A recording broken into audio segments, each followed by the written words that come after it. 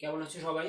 আশা করি ভালোই আছো। সবাই ভালো থাকবে, সাবধানে থাকবে, সুস্থ থাকবে, বাড়িতেই থাকবে। আর ভিডিও ক্লাস, লাইভ ক্লাস সবাই ফলো করবে।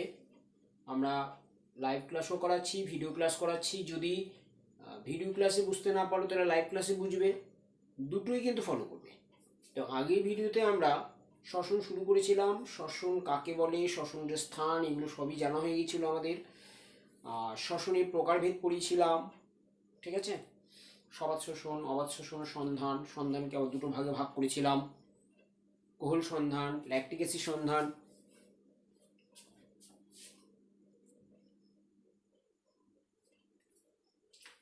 এবারে আমরা জানবো যে সবাত শোষণের দুটি পর্যায়। সবাত শোষণের দুটি পর্যায়, একটা হলো গ্লাইকোলাইসিস, একটা ক্রেবস চক্র, ঠিক আছে? তো গ্লাইকোলাইসিসটা কোথায় ঘটে? কোষের সাইটোপ্লাজমে ঘটে। আর ক্রেবস চক্র কোথায় ঘটে? কোষের মাইটোকন্ড্রিয়ায় ঘটে। আরেকটা পর্যায়ে আছে, সেটার নাম হলো প্রান্তীয় শোষণ। এটা কোথায় ঘটে? মাইটোকন্ড্রিয়ার ভেতরে যে F1 দানা বা অক্সিজোম রয়েছে, সেই অক্সিজোমের মধ্যে সম্পন্ন হয়। এবার আমরা যেমন গ্লাইকোলাইসিস কাকে বলে। গ্লাইকোলাইসিস, গ্লাইকোলাইসিস যদি শব্দটি ভাঙি তাহলে গ্লাইকো কথার অর্থ হলো শর্করা, লাইসিস কথার অর্থ হলো ভাঙন। অর্থাৎ গ্লাইকোলাইসিস শব্দের একটা সাধারণ অর্থ হলো শর্করার ভাঙন। বুঝতে পারলে তো? তো গ্লাইকোলাইসিস সবাত আর অবাত শোষণের একটা সাধারণ পর্যায়। এটা সবাত শোষণের ক্ষেত্রে হয়, আবার অবাত শোষণের ক্ষেত্রে হয়। তাহলে এই প্রক্রিয়ায় কি হয়? কোষস্থ গ্লুকোজ ভেঙে গিয়ে কি উৎপন্ন হয়? পাইরুভিক অ্যাসিড উৎপন্ন হয়। পাইরুভিক অ্যাসিড বলে একটা যৌগ উৎপন্ন হয়। পরবর্তী ক্ষেত্রে সেই পাইরুভিক অ্যাসিডটা তোমার যারা সবাত শোষণের ক্ষেত্রে পাইরুভিক অ্যাসিড ক্রেবস চক্রে ঢোকে, তখন সেই পাইরুভিক অ্যাসিড থেকে কার্বন ডাইঅক্সাইড জল শক্তি উৎপন্ন হয়। আবার অবাত শোষণের ক্ষেত্রে সেই পাইরুভিক অ্যাসিড থেকে তোমার ওই যে দেখিয়েছিলাম আমরা ইথাইল অ্যালকোহল উৎপন্ন হয়, ল্যাকটিক অ্যাসিড উৎপন্ন হয়। বুঝতে পারলে তো? গ্লাইকোলাইসিসে মেনলি কি হয়? কোষস্থ যে গ্লুকোজটা রয়েছে সেই গ্লুকোজটা ভেঙে যায়, দিয়ে 2 অণু পাইরুভিক অ্যাসিড উৎপন্ন হয়। এবার পরবর্তী ক্ষেত্রে সবাত শোষণের ক্ষেত্রে সেই পাইরুভিক অ্যাসিড থেকে কি হয়? কার্বন ডাইঅক্সাইড জল শক্তি উৎপন্ন হয়। আর যারা অবাত শোষণ করে তাদের ক্ষেত্রে কি হয়? পাইরুভিক অ্যাসিড থেকে ইথাইল অ্যালকোহল তৈরি হয়, ল্যাকটিক অ্যাসিড তৈরি হয়, অ্যাসিটিক অ্যাসিড তৈরি হয়। এই সমস্ত জিনিসগুলো সব উৎপন্ন হয়। বুঝতে পারলে তো? তারপরে জানবো তাহলে পাইরুভিক গ্লাইকোলাইসিস সংজ্ঞাটা কি বললাম, যে এটা মেইনলি কি বলবো, একটা সাধারণ পর্যায়, তাই না? কি বলবো, একটা কমন প্রসেস। যে সবাত ও অবাত শোষণের যে সাধারণ পর্যায়ে কোষস্থ গ্লুকোজ কোষের সাইটোপ্লাজমের মধ্যে অক্সিজেনের উপস্থিতিতে অথবা অনুপস্থিতিতে বিভিন্ন প্রকার উৎসেচক দ্বারা আংশিক বা সম্পূর্ণরূপে জারিত হয়ে 3 কার্বনযুক্ত 2 অণু পাইরুভিক অ্যাসিড উৎপন্ন করে। আবার বলছি, সবাত এবং অবাত শোষণের যে সাধারণ পর্যায়ে, সবাত ও অবাত শোষণের যে সাধারণ পর্যায়ে কোষস্থ গ্লুকোজ কোষের সাইটোপ্লাজমের মধ্যে অক্সিজেনের উপস্থিতিতে অথবা অনুপস্থিতিতে আংশিক বা সম্পূর্ণভাবে জারিত হয়ে, সবাত শোষণের ক্ষেত্রে সম্পূর্ণভাবে জারিত হয় আর অবাত শোষণের ক্ষেত্রে আংশিকভাবে জারিত হয়, তাই না? বিভিন্ন প্রকার উৎসেচক কর্তৃক আংশিক বা সম্পূর্ণভাবে জারিত হয়ে 3 কার্বনযুক্ত 2 অণু পাইরুভিক অ্যাসিড উৎপন্ন করে। সেই পর্যায়টাকে আমরা কি বলি? গ্লাইকোলাইসিস। একটু আগে বললাম গ্লাইকো কথার অর্থ হলো শর্করা, আর লাইসিস কথার অর্থ হলো ভাঙন। মানে এটা হলো শর্করার ভাঙন। আর এই গ্লাইকোলাইসিস প্রক্রিয়ার বিভিন্ন যে বিক্রিয়াগুলো বা ধাপগুলো 3জন বিজ্ঞানী সর্বপ্রথম দেখিয়েছিলেন। একজন হলো এমডেন, একজন মেয়ারহফ, আর একজন হলো পার্নেস। এই 3জন বিজ্ঞানী প্রথম পর্যবেক্ষণ করেছিলেন। তার জন্য তাদের নামের আদ্যাক্ষর বা প্রথম অক্ষর অনুসারে এটাকে ইএমপি পদ বলা হয়। ইএমপি পদ, অনেক সময় প্রশ্ন দেয় ইএমপি পদ বলতে কি বোঝো এবং কেন। তার ইএমপি পদ কাকে বলা হচ্ছে? গ্লাইকোলাইসিসকে বলা হচ্ছে। তার কারণ গ্লাইকোলাইসিস প্রক্রিয়ার যে বিভিন্ন ধাপগুলো রয়েছে সেই বিভিন্ন ধাপের বিক্রিয়াগুলো 3জন বিজ্ঞানী এমডেন, মেয়ারহফ এবং পার্নেস সর্বপ্রথম পর্যবেক্ষণ করেছিলেন। তাই তাদের নামের আদ্যাক্ষর বা প্রথম অক্ষর অনুসারে এই বিক্রিয়াটাকে আমরা কি বলি, এই পথটাকে আমরা কি বলি? ইএমপি পথ। এবার আমরা দেখাবো যে গ্লাইকোলাইসিসের বিভিন্ন ধাপগুলো। একটা বিরাট প্রজেক্ট, খুব ইম্পর্টেন্ট একটা জায়গা। তোমরা নিচু ক্লাসে পড়ছো, ক্লাস 9-এ পড়ছো, তোমাদের কাছে একটু ভারী লাগবে, কিন্তু খুব সোজাভাবে বলা যায় এটা। বুঝতে পারলে তো? একটু আগে বললাম গ্লাইকোলাইসিস প্রক্রিয়ায় কি হয়? গ্লুকোজ ভেঙে গিয়ে পাইরুভিক অ্যাসিড উৎপন্ন হয়। অর্থাৎ গ্লাইকোলাইসিস মানে গ্লুকোজ থেকে পাইরুভিক অ্যাসিড তৈরি। পাইরুভিক অ্যাসিড হলো একটা 3 কার্বনযুক্ত শর্করা। বুঝতে পারলে তো? তাহলে প্রথমে দেখি আমরা একে একে ধাপগুলো দেখি, তোমাদের বইয়ে দেওয়া আছে। গ্লুকোজ, দেখো গ্লুকোজের সংকেতটা আমি একটু বলে দিই। গ্লুকোজের সংকেত সকলেই জানো, C6H12O6, তাই না? এই গ্লুকোজ প্রথম পর্যায়ে বিক্রিয়া করে। এই গ্লুকোজ প্রথমে ভাঙে, গ্লুকোজ ভেঙে গিয়ে প্রথমে তৈরি হয় গ্লুকোজ 6 ফসফেট। গ্লুকোজ 6 ফসফেট আমি একটু শর্ট ফর্মে লিখলাম, এটার নাম হলো কি গ্লুকোজ 6 ফসফেট। তাহলে এইখানে কোনো ফসফেট ছিল না, এখানে একটা ফসফেট তৈরি হয়ে গেল। তাহলে এই ফসফেটটা কার কাছ থেকে পাবে? এই ফসফেটটা এটিপির কাছ থেকে পাওয়া যাবে। আমরা আগের দিন বলেছিলাম, সালোক সংশ্লেষে বলেছিলাম, এটিপি মানে হলো অ্যাডিনোসিন ট্রাইফসফেট। মানে শ্বসনে কি হয়, মানে শক্তি উৎপন্ন হয়, বুঝতে পারলে তো? যে শক্তির সাহায্যে আমরা আমাদের বিভিন্ন জৈবনিক ক্রিয়াগুলি সম্পন্ন করি। আর শ্বসন মানে গ্লাইকোলাইসিস, ক্রেবস চক্র। গ্লাইকোলাইসিসে শক্তি উৎপন্ন হয় বা এটিপি তৈরি হয়, আর ক্রেবস চক্রে এটিপি তৈরি হয়। গ্লাইকোলাইসিসে কম হয় আর ক্রেবস চক্রে বেশি হয়। তাহলে এটিপি 3টে ফসফেট, এ কি করলো, একটা ফসফেট একে দিয়ে দিল, গ্লুকোজকে দিয়ে দিল। তাহলে তখন কি হয়ে গেল, গ্লুকোজ 6 ফসফেট হয়ে গেল। মানে 6 নম্বর গ্লুকোজের যে 6 নম্বর কার্বন, এখানে 6টা কার্বন রয়েছে, সেই 6 নম্বর কার্বনে একটা ফসফেট অ্যাড হয়ে গেল। তার জন্য এই যৌগটার নাম দেওয়া হয় কি, গ্লুকোজ 6 ফসফেট। তৈরি হলো কি এডিপি, ঠিক আছে? পরের ধাপে এই গ্লুকোজ 6 ফসফেট থেকে তৈরি হয়ে যায় ফ্রুক্টোজ 6 ফসফেট। গ্লুকোজ 6 ফসফেট থেকে ফ্রুক্টোজ 6 ফসফেট। তবে এখানে একটা উৎসেচক কাজ করে। এই গ্লুকোজ থেকে গ্লুকোজ 6 ফসফেট উৎপাদিত হতে যে উৎসেচকটা লাগে তার নাম হলো হেক্সোকাইনেজ। হেক্সোস শর্করা, যেহেতু গ্লুকোজ একটা 6 কার্বনযুক্ত শর্করা, 6 কার্বনযুক্ত শর্করাকে আমরা কি বলি, হেক্সোস শর্করা। সেই কারণে এনজাইমটার নাম হলো হেক্সোকাইনেজ। দিয়ে দিচ্ছি নামটা, যদিও তোমাদের এনজাইমের অতটা প্রয়োজন হয় না, তবে দু একটা এনজাইম আমি একটু বলে দিচ্ছি। হেক্সোকাইনেজ, HEXOKINASE, হেক্সোকাইনেজ, বোঝা গেল? দিয়ে গ্লুকোজ 6 ফসফেট থেকে ফ্রুক্টোজ 6 ফসফেট। এই গ্লুকোজ আর ফ্রুক্টোজ হলো পরস্পরের আইসোমার। আইসোমার মানে একই রকম, জাস্ট একটু আলাদা, ঠিক আছে? ঠিক আছে, এটা হলো অ্যালডোজ, এটা কিটোজ। তার জন্য এই গ্লুকোজ থেকে ফ্রুক্টোজে যেতে গেলে বা ফ্রুক্টোজ থেকে গ্লুকোজে যেতে গেলে যে উৎসেচকটা লাগে তার নাম হলো আইসোমারেজ। এখানে এনজাইমটা লাগবে আইসোমারেজ, ISOMERAC। ফ্রুক্টোজ 6 ফসফেট থেকে তৈরি হয় পরবর্তী ক্ষেত্রে ফ্রুক্টোজ 1,6-বিসফসফেট। তৈরি হয় কি, ফ্রুক্টোজ 1,6-বিসফসফেট।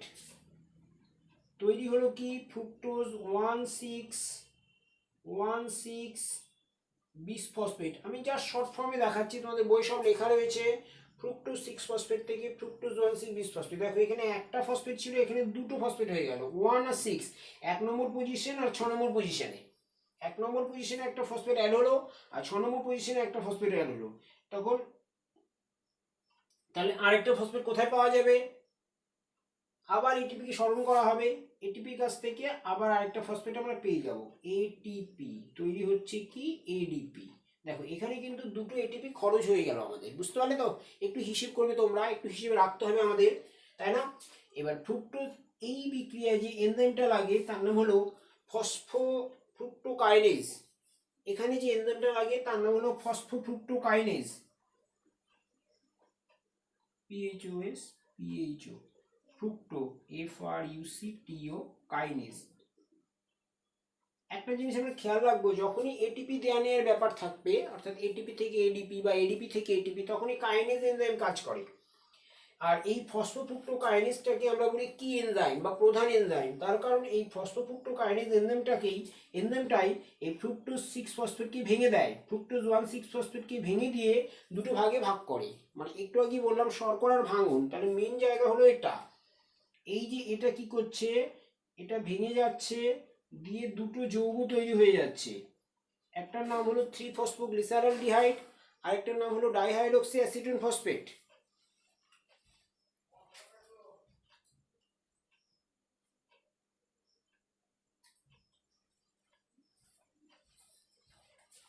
একটা হলো 3-ফসফোগ্লিসারলডিহাইড, 3PGALD। আগে আমরা টার্মগুলো পড়েছি সালোক সংশ্লেষে, 3-ফসফোগ্লিসারিক ডিহাইড, 3-ফসফোগ্লিসারলডিহাইড, আরেকটা হলো ডাইহাইড্রক্সি অ্যাসিটোন ফসফেট। 3-ফসফোগ্লিসারলডিহাইড, আরেকটা হলো ডাইহাইড্রক্সি অ্যাসিটোন ফসফেট। এই বিক্রিয়ায় যে এনজাইমটা কাজ করে তার নাম হলো অ্যালডোলেজ, ALDOLAC। এবার দেখো এইখান থেকে আবার এইখানেও যাওয়া যায়, ঠিক আছে? এখান থেকে এখানে যাওয়া যায়। এখানেও আবার দেখো এটা হলো অ্যালডোজ, এটা কিটোজ, তার জন্য এখানে আইসোমারেজ বলে একটা এনজাইম রয়েছে। অ্যালডোজ থেকে কিটোজে যেতে গেলে বা কিটোজ থেকে অ্যালডোজে যেতে গেলে আইসোমারেজ এনজাইম লাগে, তার জন্য এই এনজাইমটার নাম হলো আইসোমারেজ। আইসোমারেজ দিলেই হবে তোমাদের, ঠিক আছে। এবার 3-ফসফোগ্লিসারালডিহাইড থেকে তৈরি হয় আরেকটা যৌগ, 3-ফসফোগ্লিসারালডিহাইড থেকে এটা বহুমুখী বিক্রিয়া, তৈরি হয় 1,3-বিসফসফোগ্লিসারিক অ্যাসিড, 13-DPGA, 13-DPGA বা 13-BPGA, একই কথা। 13-ডাইফসফোগ্লিসারিক অ্যাসিড, কি বললাম? 13-ডাইফসফোগ্লিসারিক অ্যাসিড। এখানে একটা ফসফেট ছিল, এখানে দুটো ফসফেট হয়ে গেল, তাই না? তাহলে এইখানে একটা ফসফেট অ্যাড হবে, আর এইখানে কি হয়, এইখানে একটা কোএনজাইম লাগে, তার নাম হলো NAD, দিয়ে তৈরি হয়ে যায় NADH প্লাস H পজিটিভ। ব্যাপারটা ভালো করে বোঝো, এই NAD প্লাস এগুলো কোএনজাইম, এরা হলো হাইড্রোজেন বহনকারী কোএনজাইম। এরা কি করে, কোনো যৌগের ভেতরে হাইড্রোজেন ঢুকিয়ে দেয় অথবা কোনো যৌগ থেকে হাইড্রোজেন বার করতে পারে, বুঝতে পারলে তো? ঠিক আছে, তাই এইখানে করে কি হলো, এই NAD কি করলো, এই 3-ফসফোগ্লিসারালডিহাইড থেকে দুটো হাইড্রোজেনকে বার করে দিল। তার মানে হাইড্রোজেন বেরিয়ে যাওয়া মানে কি, জারণ ঘটলো। আর যখন এই জারণ বিজারণ ঘটবে তখন যে এনজাইম কাজ করে তার নাম হলো ডিহাইড্রোজেনেজ এনজাইম। কি বললাম? ডিহাইড্রোজিনেজ,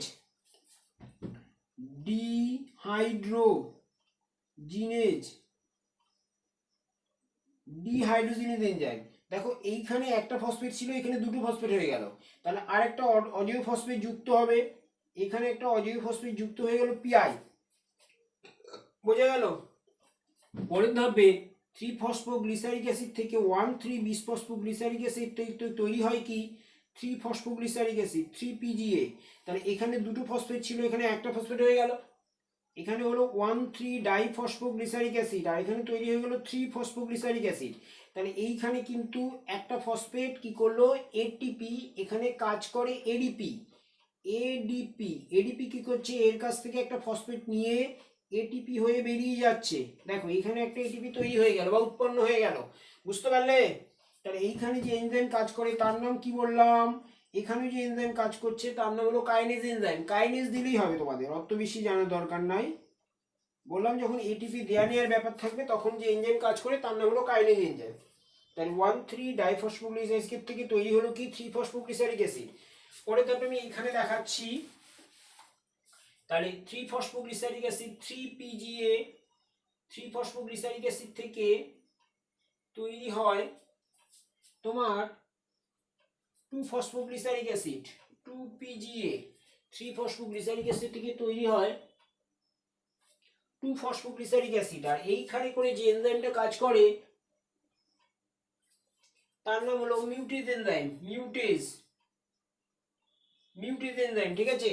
এই 2-ফসফোগ্লিসারিক অ্যাসিড থেকে তৈরি হয় 2-ফসফোএনল পাইরুভিক অ্যাসিড, 2-ফসফোএনল পাইরুভিক অ্যাসিড। এইখানে করে যে এনজাইমটা কাজ করে তার নাম হলো ইনোলেজ এনজাইম, ইনোলেজ, ENOLAC। আর এখান থেকে একটা জল বেরিয়ে যায়, H2O, ঠিক আছে।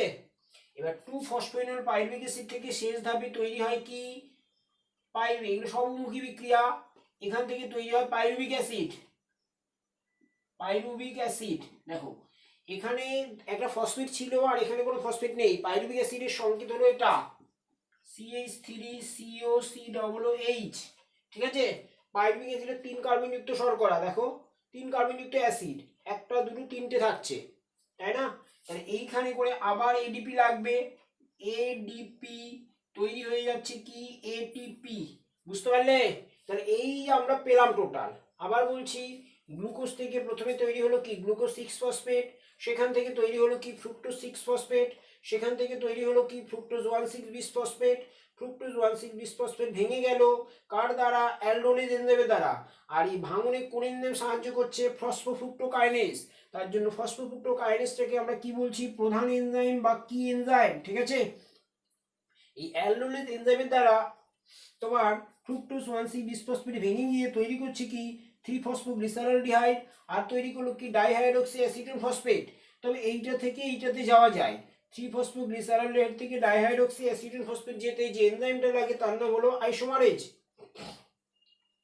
এবার 3-ফসফোগ্লিসারলডিহাইড থেকে পরবর্তী ক্ষেত্রে তৈরি হয় কি 1,3-ডাইফসফোগ্লিসারিক অ্যাসিড।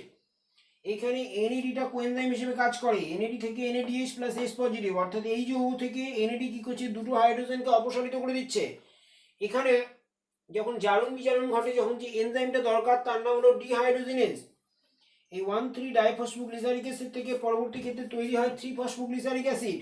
দেখো এইখানে দুটো ফসফেট ছিল 1 নম্বর পজিশন আর 3 নম্বর পজিশনে, আর এখানে একটাই ফসফেট রয়েছে সেটা 3 নম্বর পজিশনে। তাহলে কি করলো এডিপি, কি করলো এর একটা ফসফেট নিল, দিয়ে এডিপি, যদি এডিপি মানে কি দুটো ফসফেট, এডিপি কি করছে একটা ফসফেট নিচ্ছে, দিয়ে এটিপি হয়ে বেরিয়ে যাচ্ছে। ব্যাপারটা এই জায়গাটা ভালো একটু বোঝার চেষ্টা করো। 1,3-ডাইফসফোগ্লিসারিক অ্যাসিড, তার মানে কি এখানে দুটো ফসফেট রয়েছে, আর এই যৌগটাতে কি রয়েছে একটাই ফসফেট রয়েছে 3PGA, মানে একটা ফসফেট 3 নম্বর পজিশনে রয়েছে। তাহলে দুটো থেকে একটায় যেতে গেলে আমাকে কাকে স্মরণ করতে হবে, এডিপি কে। এডিপি কি করবে ওই একটা ফসফেট এর কাছ থেকে নিয়ে নিল, তাহলে এডিপি দুটো ফসফেট রয়েছে, সে যদি একটা ফসফেট নেয় তাহলে তার কটা ফসফেট হবে, 3টে ফসফেট হবে, তখন এটিপি হয়ে বেরিয়ে গেল, তার মানে এখানে এটিপি উৎপন্ন হলো। পরবর্তী ক্ষেত্রে সেই 3-ফসফোগ্লিসারিক অ্যাসিড থেকে মিউটেন এনজাইমের প্রভাবে তৈরি হয় কি 2-ফসফোগ্লিসারিক অ্যাসিড, 2-ফসফোগ্লিসারিক অ্যাসিড থেকে এনোলিন এনজাইমের প্রভাবে তৈরি হয় কি 2-ফসফেনল পাইরুভিক অ্যাসিড। 2-ফসফেনল পাইরুভিক অ্যাসিড থেকে দেখো এখানে একটা ফসফেট ছিল 2-ফসফেনল পাইরুভিক অ্যাসিড, অর্থাৎ একটা ফসফেট ছিল, এখানে কোনো ফসফেট থাকছে না পাইরুভিক অ্যাসিডে, তাহলে এইখানে কোন এনজাইম কাজ করবে, কাইনেজ এনজাইম কাজ করবে, কাইনেজ। লাস্টে পাইরুভেট কাইনেজ বলা হয়, এনজাইমটাকে বলা হয় ফসফোএনল পাইরুভেট কাইনেজ। তাহলে তোমাদের বইয়ে কিন্তু এনজাইমগুলো লেখা নেই, তোমরা যদি পারো তাহলে এনজাইমগুলো দেবে, আর এনজাইমগুলো না দিলেও কোনো ক্ষতি নাই, কিন্তু এই যে টোটাল ছকটা এটা খুব ইম্পর্টেন্ট। তাহলে একটা পাইরুভিক অ্যাসিড পেলাম আমরা এই ধাপে, দেখো এইখান থেকে একটা পাইরুভিক অ্যাসিড পেলাম, তেমনি এই ধাপেও সেম বিক্রিয়া ঘটবে, এই ডাইহাইড্রক্সি অ্যাসিটোন ফসফেট থেকে তৈরি হতে পারে কি 3-ফসফোগ্লিসারলডিহাইড আইসোমারেজ এনজাইমের প্রভাবে, এখান থেকে তৈরি হতে পারে 3PGALD। দেখো এখানে তৈরি হয়েছিল 3PGLD, একই বিক্রিয়ার মাধ্যমে তৈরি হলো কি পাইরুভিক অ্যাসিড, সেম বিক্রিয়ার মাধ্যমে তৈরি হবে কি একবারে একই বিক্রিয়ার মাধ্যমে একবারে দেখিয়ে দিচ্ছি আর একটা পাইরুভিক অ্যাসিড উৎপন্ন হলো। তাহলে এইখানে একটা পাইরুভিক অ্যাসিড পেলাম আর এইখানে একটা পাইরুভিক অ্যাসিড পেলাম, তাহলে গ্লাইকোলাইসিস প্রক্রিয়ায় এক অণু গ্লুকোজ ভেঙে গিয়ে কয় অণু পাইরুভিক অ্যাসিড তৈরি করছে, 2 অণু। এই প্রথমে 3PGLD থেকে একটা পাইরুভিক অ্যাসিড পেলাম, আর তারপরে ডাইহাইড্রক্সি অ্যাসিটোন ফসফেট আইসোমারেজ এনজাইমের প্রভাবে আবার তৈরি করছে কি 3PGLD, অর্থাৎ 3-ফসফোগ্লিসারলডিহাইড। এই 3PGLD থেকে আবার সেম বিক্রিয়ার মাধ্যমে আরেকটা পাইরুভিক অ্যাসিড পেলাম। সুতরাং আমরা বলতে পারি গ্লাইকোলাইসিস প্রক্রিয়ায় এক অণু গ্লুকোজ থেকে কয় অণু পাইরুভিক অ্যাসিড তৈরি হয়, 2 অণু পাইরুভিক অ্যাসিড তৈরি হয়। বুঝতে পারলে তো? এবার আমরা এটিপি হিসেবটা দেখি। দেখো এটিপি হিসেবটা দেখো, প্রথমে আমরা দেখতে পাচ্ছি এই যে আমরা দুটো ফেজ করি, আমরা একে দুটো ফেজে ভাগ করি। প্রথমে হলো আমরা একটা ব্যবসার কথা চিন্তা করি, ব্যবসাতে আমরা কি করি, প্রথমে টাকা ইনভেস্ট করি, তারপরে আমাদের লাভ হয়, তাই না? প্রথম পর্যায়টাকে তার জন্য আমরা কি বলছি, শক্তি ব্যয়কারী দশা বা ইনভেস্টমেন্ট ফেজ, তাই না? আর পর পর্যায়টাকে আমরা বলছি শক্তি অর্জনকারী দশা বা পে অফ ফেজ। বুঝতে পারলে তো? তাহলে প্রথমে যে পর্যায়টা সেটাকে আমরা কি বলি, ইনভেস্টমেন্ট ফেজ। এখানে কিন্তু আমরা দুটো এটিপি ইনভেস্ট করেছি, একটা এটিপি দুটো এটিপি, এখানে একটা এটিপি ব্যয় হয়েছে আর এখানে একটা এটিপি ব্যয় হয়েছে আমার। এবার আয় হয়েছে কত, দেখো আয় হয়েছে এখানে তোমার একটা, মানে যেহেতু 2 দিকে হচ্ছে তাহলে এখানে আমি কি লিখতে পারি 1 × 2 = 2, এখানে আবার হচ্ছে 1 × 2 = 2। আর আমরা এটা জানি যে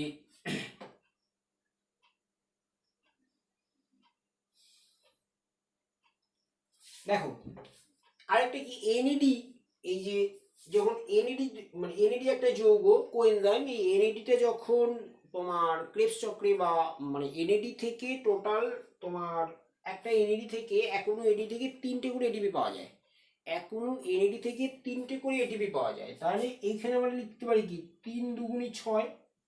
দেখো ভালো করে এখানে একটা এনই, মানে এনইডিটা কোথায় চলে যায়, এনইডিটা হলো সেই ইলেকট্রন ট্রান্সপোর্ট সিস্টেমে চলে যায়, অর্থাৎ মাইটোকন্ড্রিয়ায় চলে যায়, তখন তারা এটিপি তৈরি করে।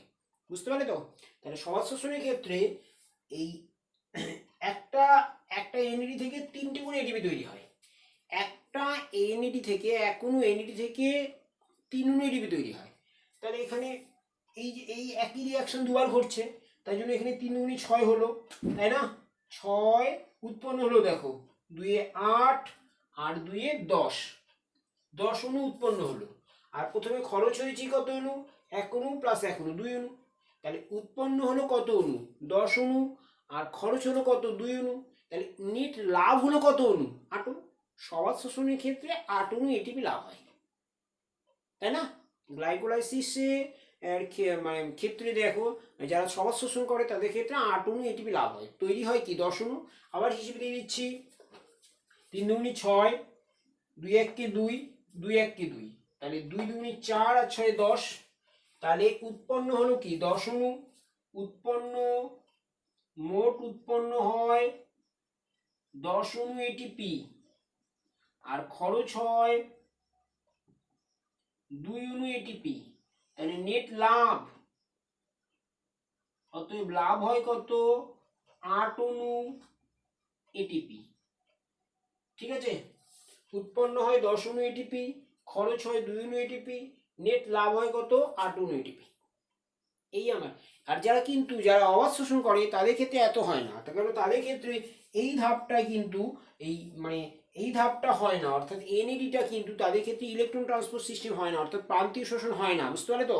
সুতরাং এইখানে এটিপি উৎপন্ন হয় না, তাহলে তাদের ক্ষেত্রে এইটা বাদ থাকে। তাহলে তৈরি হয় কি 2 × 2, 2 দুগুণে 4 তৈরি হয়ে যায়। অবাধ শোষণের ক্ষেত্রে 4 অণু উৎপন্ন হয়, আর খরচ হয়ে যায় 2 অণু। তাহলে অবাধ শোষণের ক্ষেত্রে নেট লাভ হলো কি 2 অণু। অবাধ শোষণের ক্ষেত্রে গ্লাইকোলাইসিস প্রক্রিয়ায় 2 অণু এটিপি গেন হয়, আর সবাধ শোষণের ক্ষেত্রে 8 অণু। এই হলো গ্লাইকোলাইসিস। ঠিক আছে, বুঝতে পারলে? এটা খুব ইম্পর্টেন্ট। আর এখান থেকে জানতে হবে গ্লাইকোলাইসিস ইম্পর্টেন্সি, অর্থাৎ তাৎপর্য, ইম্পর্টেন্স অফ গ্লাইকোলাইসিস বা গুরুত্ব। যে গ্লাইকোলাইসিস প্রক্রিয়ায় মানে যে পাইরুভিক অ্যাসিড উৎপন্ন হয়, কি তৈরি হলো? Pyruvic acid. গ্লাইকোলাইসিস প্রক্রিয়ায় যে পাইরুভিক অ্যাসিড তৈরি হয়, সেই পাইরুভিক অ্যাসিড দিয়েই ক্রেবস চক্রটা শুরু হয়। এই পাইরুভিক অ্যাসিড হলো ক্রেবস চক্রের একটা প্রধান সাবস্ট্রেট। এই ক্রেবস চক্র, এই পাইরুভিক অ্যাসিড দিয়েই ক্রেবস চক্র কি হয়? শুরু হয়। বোঝা গেল? গ্লাইকোলাইসিস উৎপন্ন হয় ডাইহাইড্রক্সি অ্যাসিটিন ফসফেট, এই যে এই যৌগটা ফ্যাট বিপাকে গ্লিসারল উৎপাদন করে, ফ্যাটের বিপাক ঘটিয়ে গ্লিসারল তৈরি করতে সাহায্য করে। গ্লাইকোলাইসিসে বিভিন্ন অন্তর্বর্তী যে যৌগগুলো তৈরি হয় সেগুলো আমাদের দেহের বিভিন্ন জীবজ ক্রিয়াবলী নিয়ন্ত্রণ করে। অবাধ শোষণ যারা সম্পন্ন করে তাদের ক্ষেত্রে শক্তি উৎপাদনের প্রধান উৎসই হলো কিন্তু গ্লাইকোলাইসিস। কেন? তাদের ক্ষেত্রে তো ক্রেবস চক্র ঘটে না, তাহলে তাদের ক্ষেত্রে শক্তি উৎপাদনের যে মেন সোর্স, সেই মেন সোর্সটাই কিন্তু গ্লাইকোলাইসিস। বুঝতে পারলে তো? সুতরাং এইগুলি হলো গ্লাইকোলাইসিসের তাৎপর্য। গ্লাইকোলাইসিস প্রক্রিয়া 1 অণু গ্লুকোজ থেকে দেখো সবাধ শোষণের ক্ষেত্রে 8 অণু এটিপি পাওয়া যায়, অবাধ শোষণের ক্ষেত্রে 2 অণু এটিপি পাওয়া যায়। বুঝতে পারলে তো? 1 অণু গ্লুকোজ থেকে 8 অণু এটিপি লাভ হচ্ছে কিন্তু। ঠিক আছে, এটা তাহলে শক্তি উৎপাদিত হচ্ছে। আর যারা অবাধ শোষণ করে তাদের ক্ষেত্রে শক্তি উৎপাদনের মেন সোর্সই হলো গ্লাইকোলাইসিস। আর কি বললাম, এই প্রক্রিয়ায় যে পাইরুভিক অ্যাসিড উৎপন্ন হয়, সেই পাইরুভিক অ্যাসিডটা হলো ক্রেবস চক্রের প্রধান মানে কি বলবো সাবস্ট্রেট, প্রধান উৎস। এটা দিয়ে ক্রেবস চক্র শুরু হয়। আর এই প্রক্রিয়ায় যে অন্তর্বর্তী যৌগগুলো উৎপন্ন হয়, সেই যৌগগুলো কি হচ্ছে? বিভিন্ন জীবজ ক্রিয়াগুলি নিয়ন্ত্রণ করে। তাহলে এই গেল গ্লাইকোলাইসিস। এবার তোমাদের পুরো ছকটাও পরীক্ষায় আসতে পারে, আবার এখান থেকে কাটা কাটা প্রশ্ন দিতে পারে। গ্লাইকোলাইসিস কাকে বলে, একে ইএমপিপি বলা হয় কেন, গ্লাইকোলাইসিস প্রক্রিয়ায় মানে কয় অণু এটিপি তৈরি হয় সবাধ শোষণের ক্ষেত্রে, আর মানে কত অণু এটিপি লাভ হয়, অবাধ শোষণের ক্ষেত্রে কত অণু এটিপি লাভ হয়। বুঝতে পারলে তো? গ্লাইকোলাইসিস প্রক্রিয়ায় কি এনজাইম বলতে কাকে বোঝানো হয় এবং কেন বোঝানো হয়। বুঝতে পারলে তো? গ্লাইকোলাইসিস শব্দের তাৎপর্য ব্যাখ্যা করো। বুঝতে পারলে? এই টাইপের প্রশ্ন দিতে পারে। গ্লাইকোলাইসিসের গুরুত্ব লেখো। ঠিক আছে, তাহলে আজকের ভিডিও এই অবধি। পরের ভিডিওতে আমরা ক্রেবস চক্র, অর্থাৎ ওটা আরও ডিটেলস ক্রেবস চক্র নিয়ে আলোচনা করব, গ্লাইকোলাইসিসের পরের ধাপটা। ঠিক আছে, সেটা নিয়ে আলোচনা করব। ততক্ষণে সবাই ভালো থাকবে, ধন্যবাদ। আর মন দিয়ে ভিডিওগুলো কিন্তু দেখবে, লাইভ ক্লাসও করাবো আমরা। ঠিক আছে, সবাই ভালো থেকো, ধন্যবাদ।